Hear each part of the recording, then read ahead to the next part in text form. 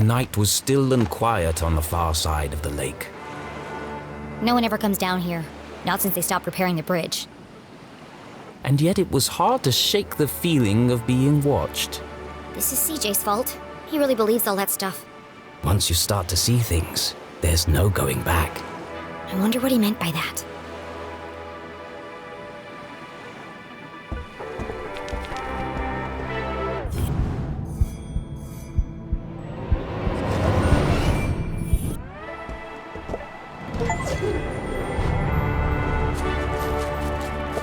Forgotten Forest Trail.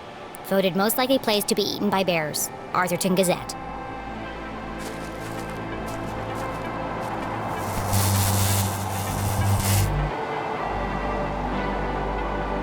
Perfect. Just as I'm about to enter the spooky woods. The good folks at Arthurton Power and Light were not easing Jenny's fear of the dark. Of course, this was the very reason curfew had been put in place.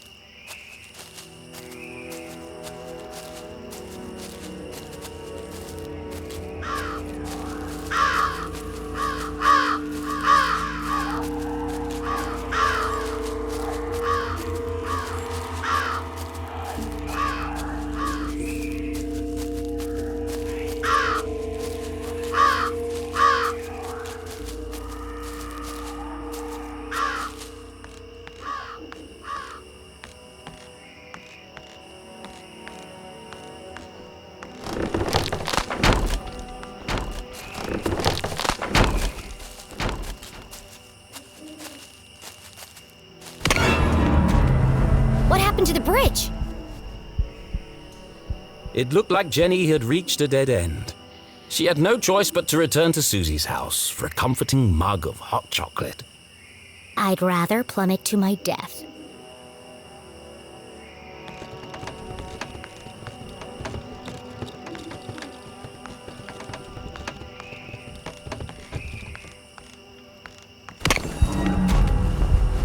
It was a terrifying drop to the rocks below. Surely she wasn't contemplating jumping across. Mom always says a great detective takes calculated risks. So let's do the math.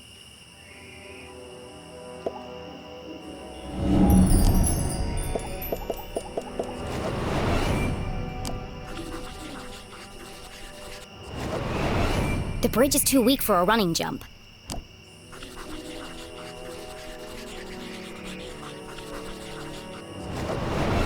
Taking into account the strong tailwind, and factoring in my athletic prowess, or lack thereof, I could make that jump 2 out of 3 times. Not bad odds. Terrible odds. Well, here goes nothing. Uh-oh.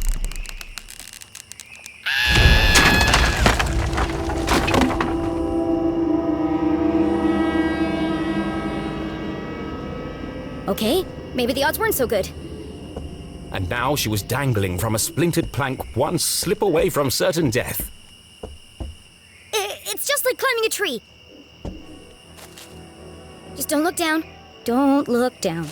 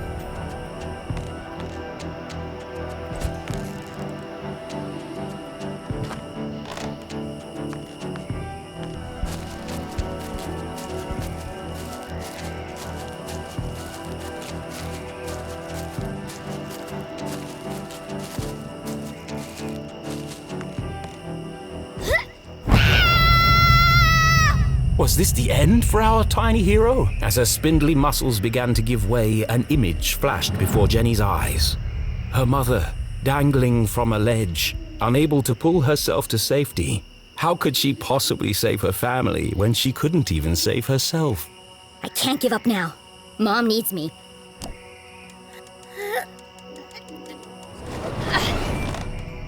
Jenny had barely survived.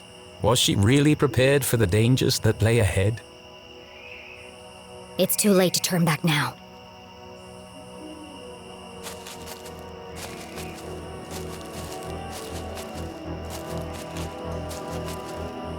It might have been her recent brush with death, but Jenny's heart was pounding in her chest. That's not my heart. That's... CJ's compass! The needle is shaking like crazy.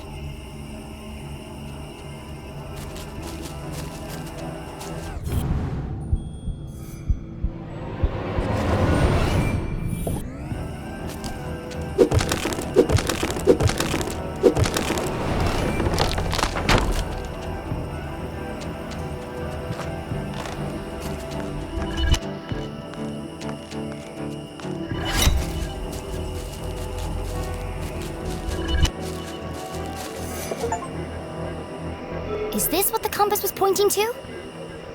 Jenny paused for a moment and listened. It was quiet but distinct. A constant pulse. Mechanical, unnatural. Man-made? But other than the sound it emitted, this rock was like any other in the forest.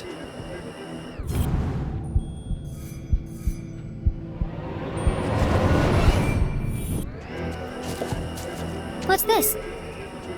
Another postcard piece. Curious.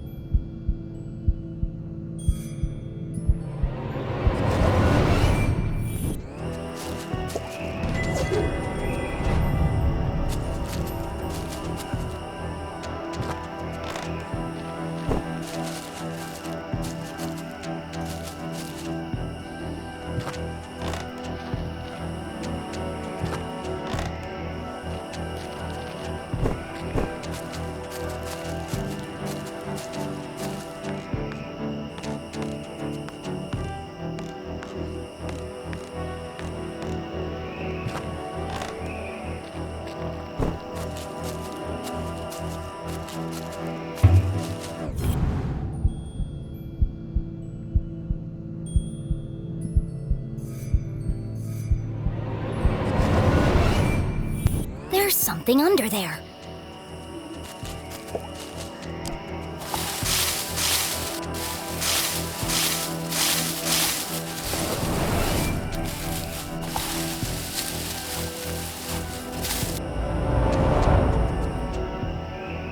Jenny had spent her whole childhood exploring the woods behind her house. But I've never seen this before. Then she remembered CJ's words. People don't see things they aren't looking for. She knocked on the rusty metal. Hollow. It's a trapdoor.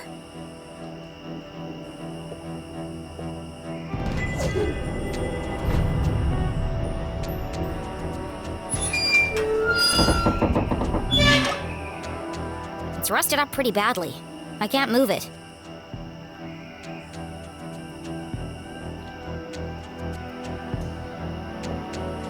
What a strange device.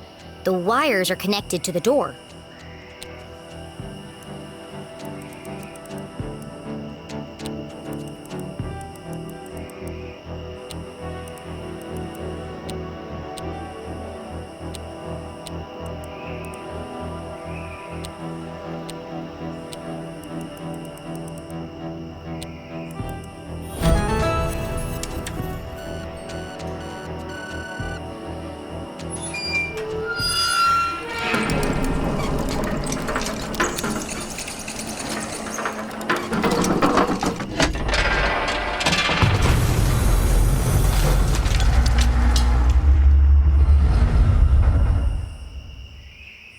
A stale, metallic odor filled the air as Jenny peered into the opening.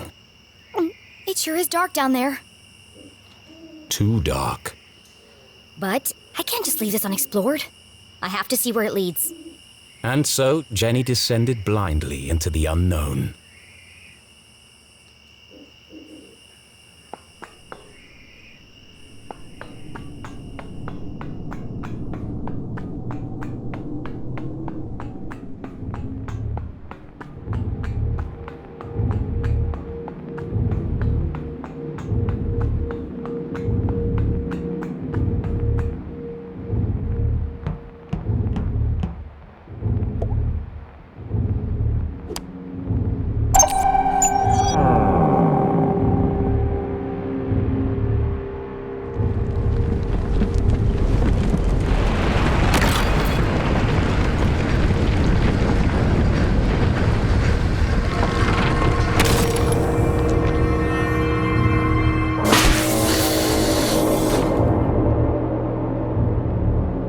Didn't sound good.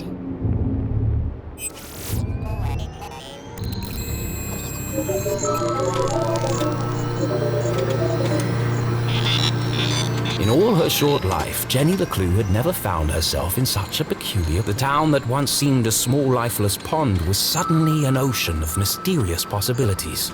Equal parts terrifying and intriguing, it was... Incredible!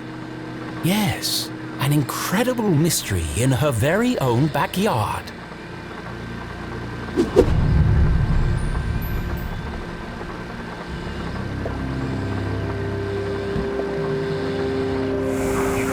Jenny wiped away a thick layer of dust. Jeez, how long has this been here? Clearly the equipment had laid dormant for a long time, and yet... It's so futuristic. Straight out of those comics Keith is always reading. Starship cadets and the race for space. It feels... alien.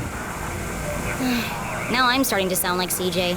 There must be a logical explanation for all this. But its purpose would remain a mystery. Jenny dared not touch its intricate interface. I'll just press all the buttons and see what happens. Oh dear.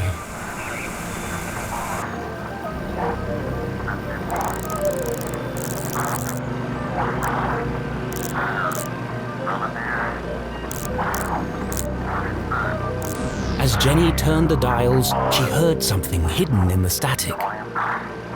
A voice. What is he saying?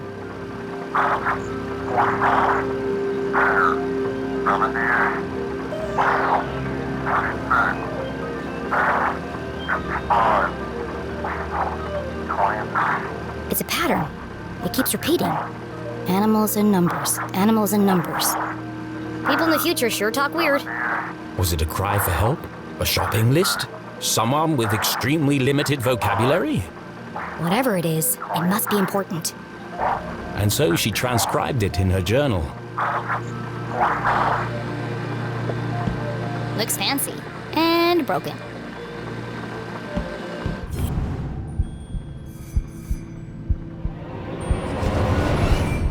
There's something stuck to the bottom of the ladder. It was just a blank piece of paper. Or is it? Jenny traced her finger over the page. She felt the clear indentations left by a pen. I know exactly what to do.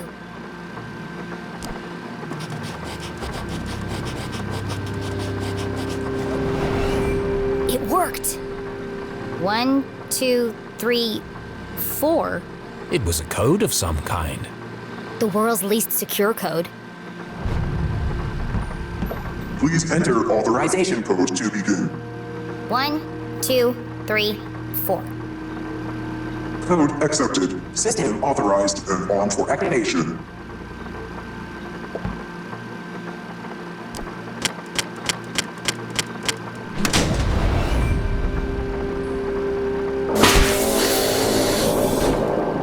Sphere hermetically sealed.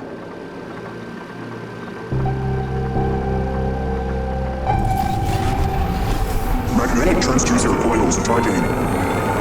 Rotational phase harmonics stabilized. Commencing experiment gauge, module 37.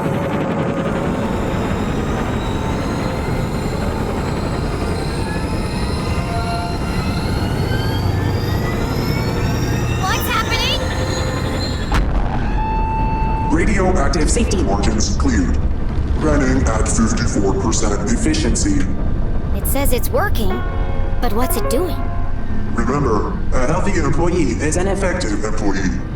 Please leave the station for your mandatory 15-minute smoking break. Decompressing spherical chamber.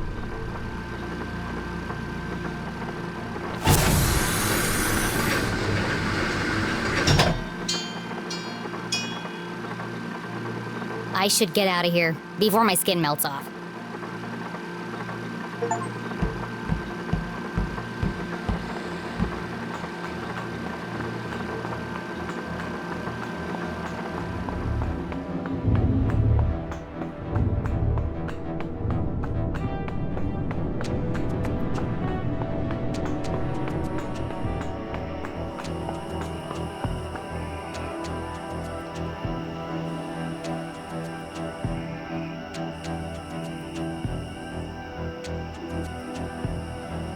The boulders must have weighed a ton each, yet they floated in the air like balloons.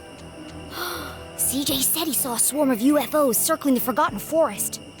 Was Jenny beginning to make sense of CJ's wild ramblings? I'm gonna need a bucket of coffee to unpack all this.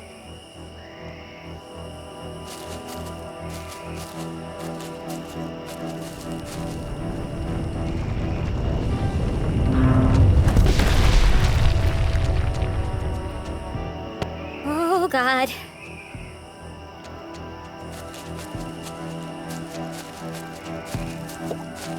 Our old fort.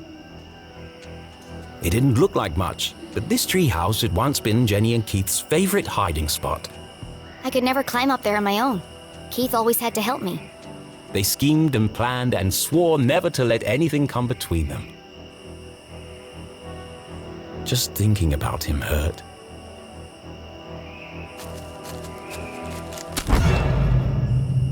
What was that?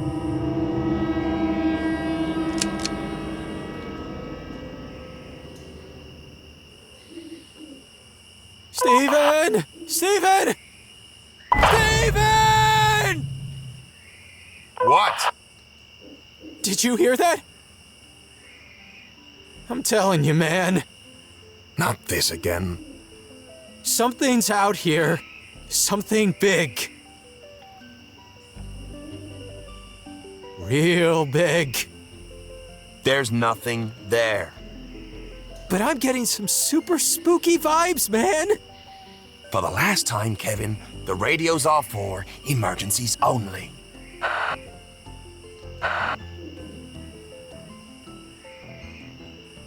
That was lucky. I need to be more careful. The house was swarming with police, but she knew this place like the back of her hand. If anyone could find a way in, it was Jenny LeClue.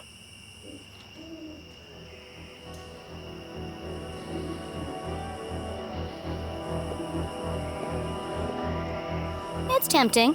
But Jenny couldn't risk being seen by the police. There's probably a sneakier way in.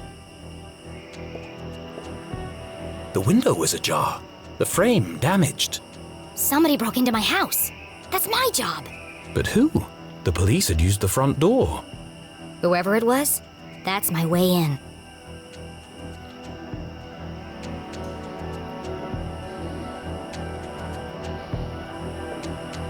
I carved that jack-o'-lantern. How normal life had seemed just days ago. For a moment, she missed that life. There'll be plenty of time to carve pumpkins once I've saved my mom.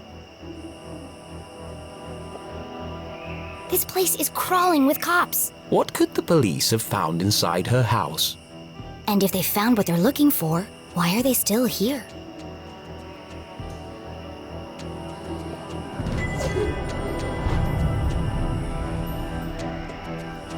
Jenny recalled the Christmas Eve when she had climbed down the chimney and discovered how difficult the jolly old man's job was. And dirty. There's definitely a cleaner way in.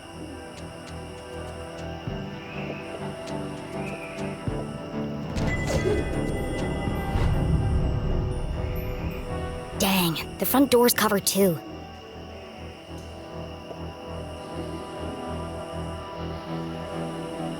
To get to the basement window, Jenny would have to creep carefully past the police officer.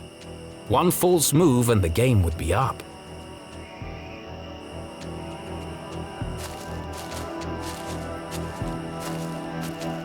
Hey! Who goes there? Caught! Jenny would have to think fast or risk being jailed like her mother.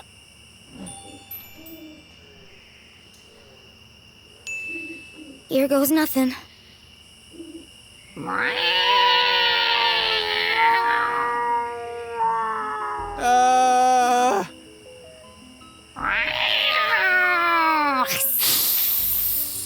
Steven! Please tell me you're there. What's up, buddy? I think you should know, and I say this with 100% certainty, that there's a mountain lion out here! Very likely. They're indigenous to this area. What? Just don't let it eat you. I don't need any more paperwork. Oh, God. I think I'll just head inside for a minute to check on something. Phew, that was close.